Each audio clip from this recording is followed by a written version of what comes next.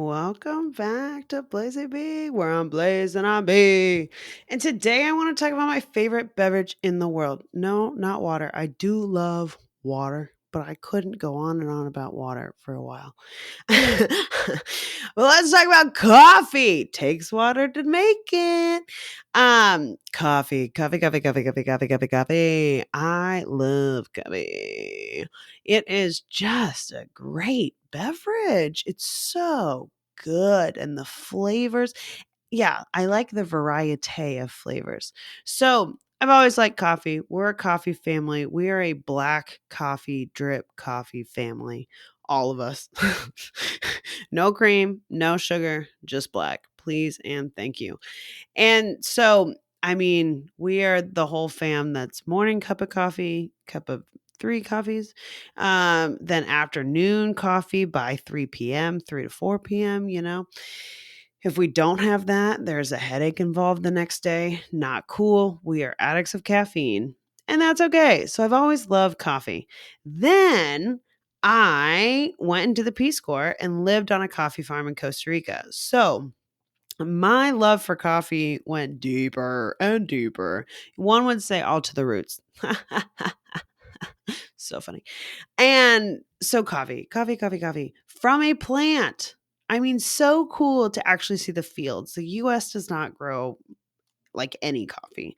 There are some one-off areas and Hawaii, but we don't grow coffee. We consume, we roast, we do all those things, but we do not grow coffee. So it was very eye-opening to see it from the ground up, and all these terraced fields in Costa Rica full of these waxy, massive coffee plants, and they're wider because they're on a hill and there's some wind. Like there are so many species of coffee that you can buy as a farmer to grow on your grounds. There are so many different types, and there are farms just like there are like corn and soybean rows that you like get to see like this is this specific crop, this is this specific crop. They have that for coffee farm, like total coffee farms and fields, and they're like sectioned off into different types of beans. All the things. There's this really cool one in Costa called Cafe Diversa, and it's in the south, and it's like very artsy too, but they have like over 200 species of coffee plants. And I mean it's like incredible, and they have like really tall, like 10 feet tall coffee plants. They've got really wide ones. They've got all these different types, and some are like resistant to a specific disease, and some are like made for like a specific climate. I mean, yeah, so there are so many varieties that you can do, and like how to do it as well. So I learned a lot. Like first of all, it is a fruit. Coffee is a fruit. It comes from a cherry, and it is the middle two beans. There are two beans inside this cherry, like two halves. And then it's coated with like this honey on the inside. This Oh, yeah, it's kinda crazy. So, when picking coffee, if you needed a snack, you could, like, suck on that outside cascara, which is, like, the casing, because 'cause it's got this honey in it, and it's really sweet.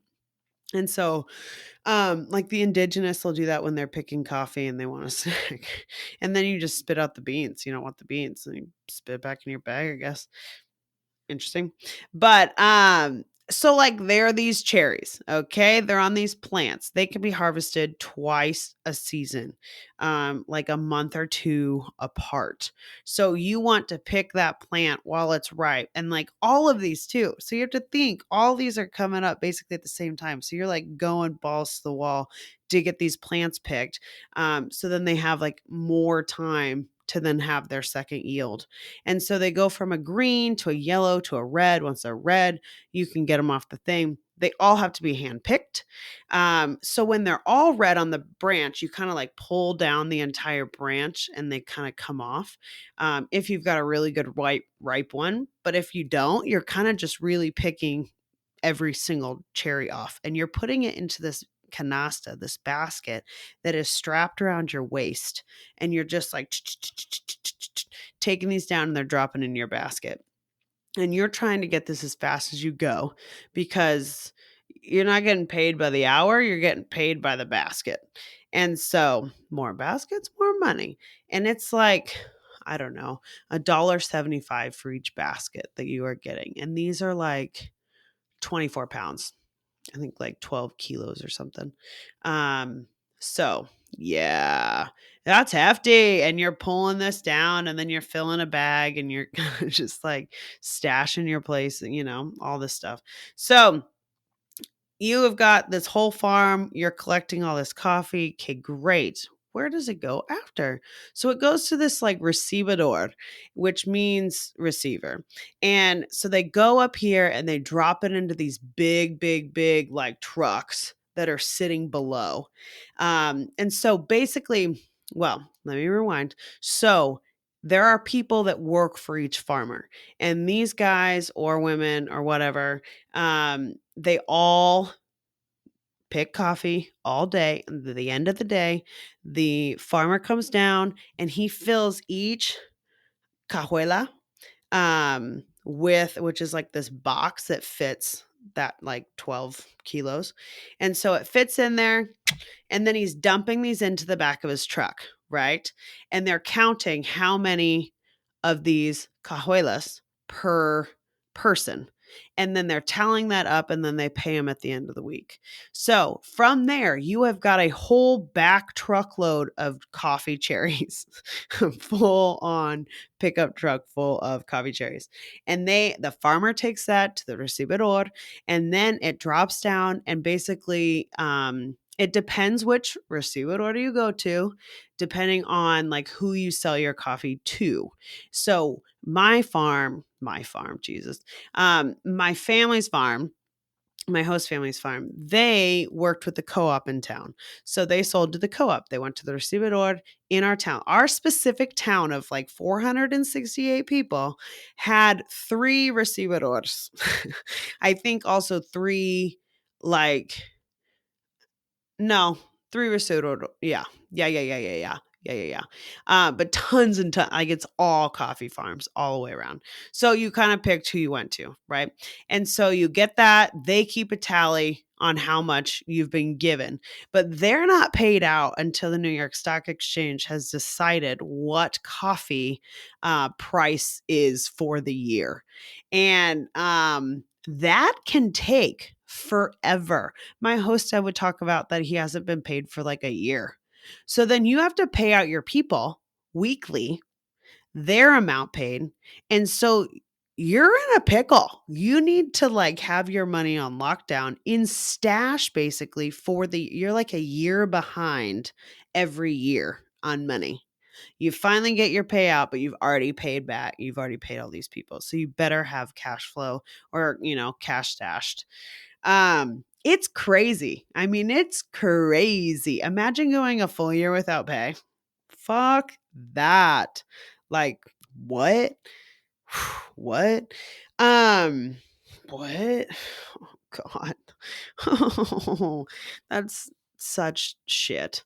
So, anyways, so you go to this recibidor and they are the ones that are going to do something with this coffee. So for our co-op, they would take it to the co-op and it would go in this huge vat and it would weigh it out.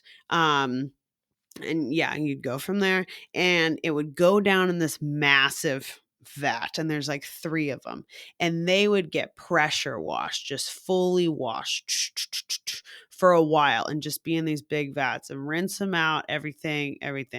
And then they get like super pressure washed to get off the cascada, so that casing on the outside is off and it all just gets in there and all they want is the beans from that. So they separate the beans from the cascada and the beans go over here and the cascadas go over in a different thing and they like ferment. This is honey. This is sweet. It can ferment. So they use that in certain things. And then they'll keep a lot of it and like farmers can come back and use it as a fertilizer. It's called brosa and it smells like a floral diarrhea.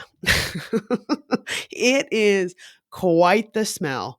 Oh man. And like farmers, they'll have it like getting ready for their next crop. So they'll have like planted seedlings out front and they've got all this fertilizer on it.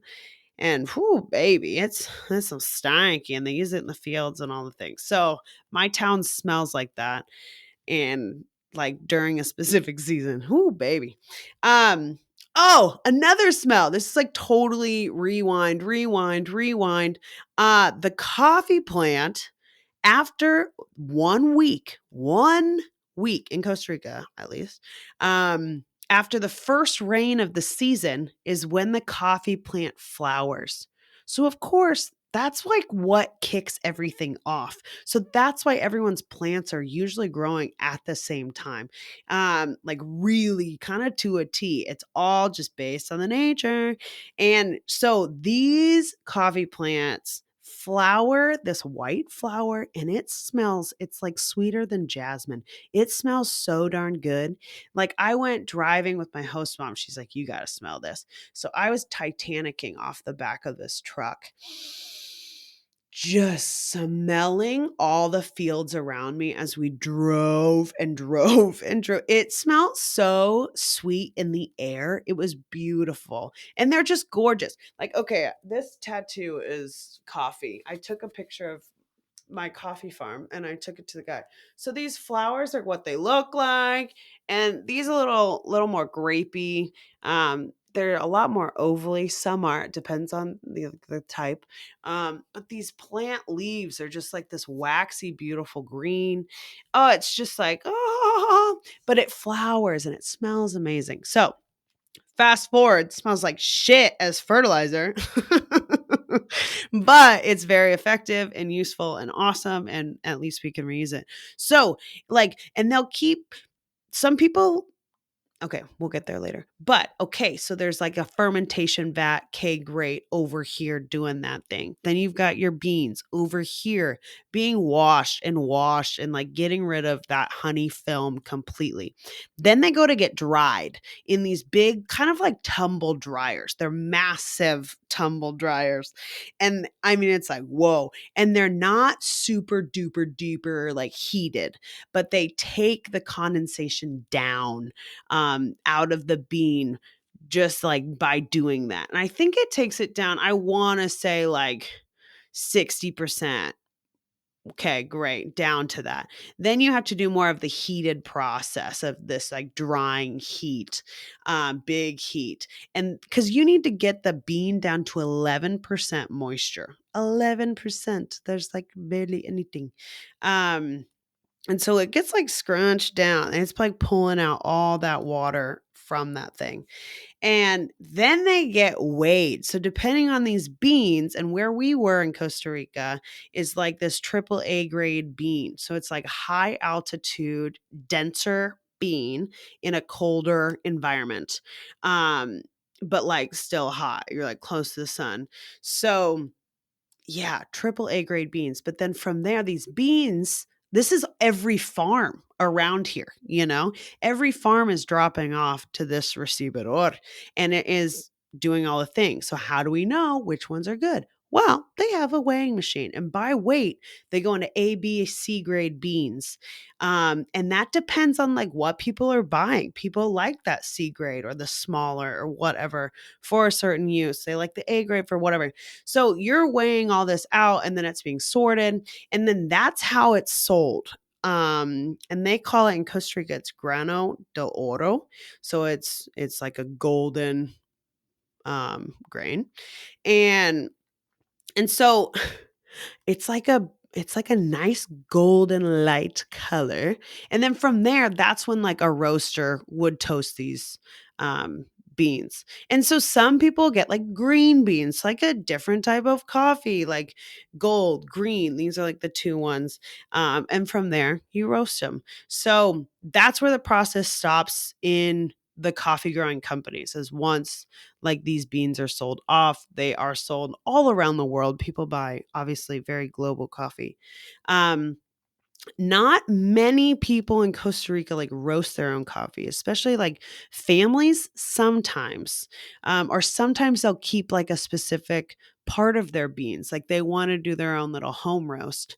So other times, so you have to dry out these beans, right? You have to get all this moisture out. There are different ways of doing that. You can do it outside. You can lay them out. You can lay them in beds and they naturally will just like dry out.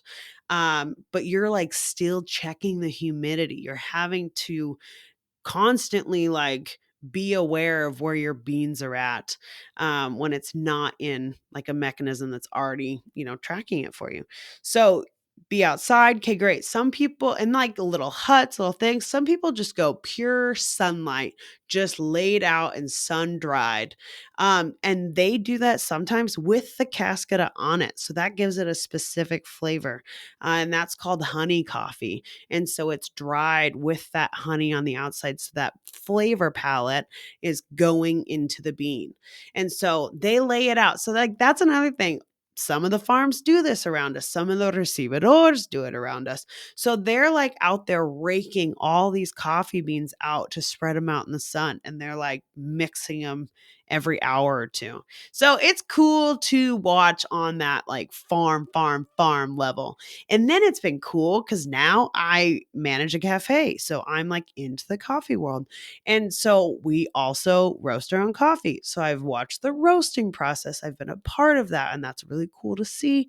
But I've learned that it's literally all on flavor of your own palate. How do you want this? So you have to like mess around. So people can get the same beans from everywhere, but if they roast them differently, it tastes different. You're getting the different notes out of these coffee beans based on the roast and the sugars that are being like caramelized and all of these different things. So roasting is really when the flavor gets decided for your coffee. Um, and it's a very interesting process because you're watching all these heaters because there's an airflow. It's all about the airflow and how to get all of these beans. You are roasting a lot of beans at once, and you're also like picking through bad ones. Because you can get some crappy ones, just like a bag of beans. You're picking out some rocks sometimes. And so you're doing that with coffee. You're making sure like this is good to sell. This is good to grind. This is great. Not over roasting it, not under roasting it. And it's such a science. It's so crazy what we can do with coffee. Oh, and like, okay, so that's just like a cup of drip coffee right there is farm to table. And that doesn't happen a lot. You can't, I mean, whew, man, it's rough to have like your own little home operation farm to table for coffee. Most people do not do that.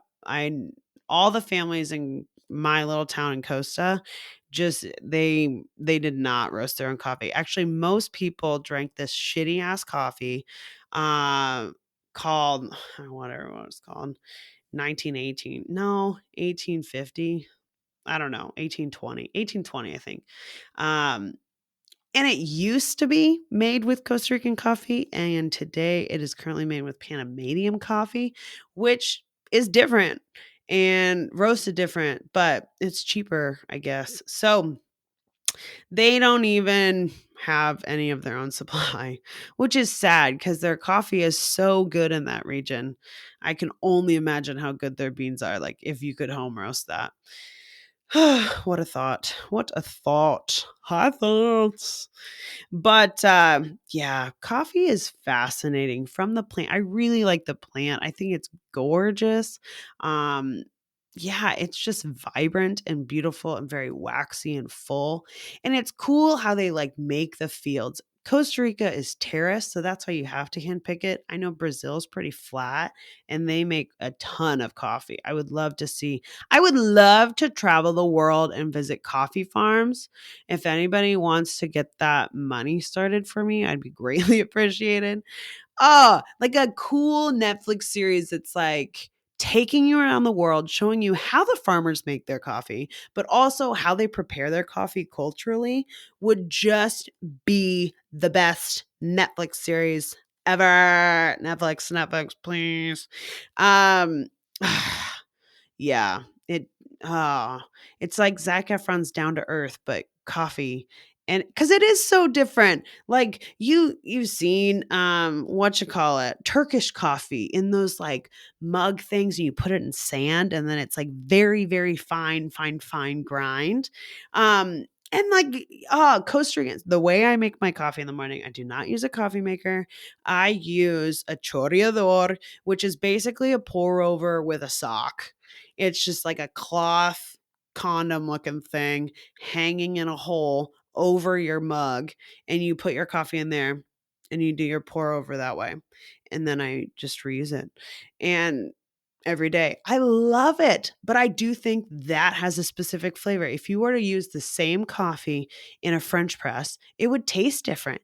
There are so many ways to get your coffee to taste what you want it to taste like, which is so freaking cool. You can pull out the notes that you want to pull out. You can make it lighter, stronger, all the things. It's coffee. Yeah.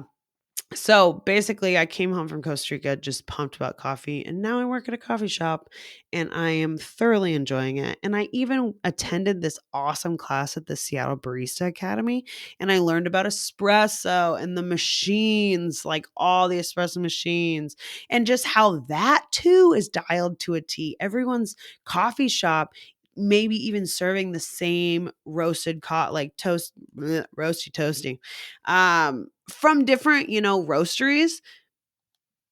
It can taste different depending on sorry, tickle. Depending on something like the grind or the amount of water or the pressure or all these things that contribute to like the perfect espresso, the not too bitter but like perfectly sweet with that crema on top. It's such an art and a science, and coffee is so diverse. It's so freaking cool. Yeah, hit me with a Netflix series and I'll do it. I'll be the greatest fucking host. I just love coffee, and I'd love to see how the world loves coffee as well. Because Costa Ricans love coffee, and it's so cool to see and like to watch the indigenous pick coffee as well, and like travel. Like, this is their job during the year. And so to be around these families, and they're so cute and so fun. Oh my gosh. It's a cool environment. When everyone's like in it, like everyone is in the same line of work for this season, and that feels cool. That's like a collective society. So just my thoughts. Coffee's lit, whole process. Shout out if you have any questions. Ciao ciao.